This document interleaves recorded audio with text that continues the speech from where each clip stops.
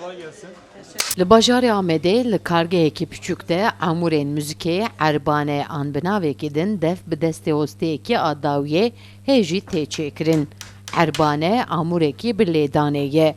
Di erdnîgariya Herêma Mezopotamyayê û li aliyê Îranê bi hezara salayê tê bikar anîn. Di çanda Süryaniya, Ereba, Kurda, Ermeniya û Farisa heye. Hosteyek li bajarê Amedê hewl dide ku hunera erbanê winda nebe.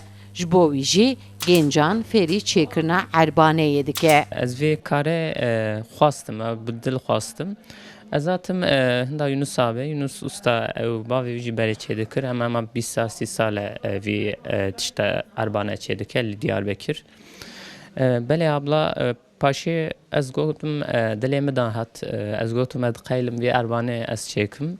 Ez jî got temam were hinda me ez ê te xweş be ez ê rayet hedim, ez ê te nîşanî bidim te, ez ê te ew kim nîşan bidim te.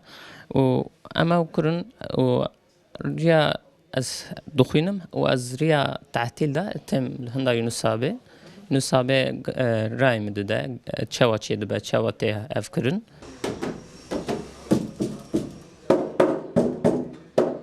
Di kargehê de dara hewrê dikin Glover, Ortawî, vala dimîne. Wê navendê jî bi çermê xezala dadigirin û jê erbane bi dest dixin. Li aliyekê li dengê çakûtê şikil didin darika, li aliyekê jî çermê xezala şil dikin.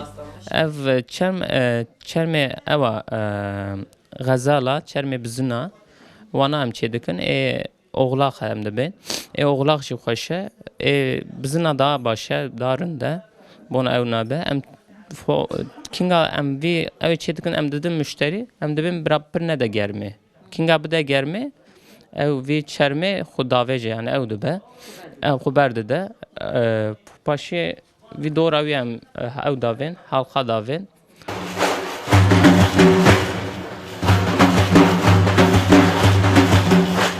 Erbane di gelek caran di tarîqatan de di dema gotina îlahiyan de di zikrê de gelek caran jî di kilam û stranên nûjen de wekî amûrekî muzîkê tê bikar anîn.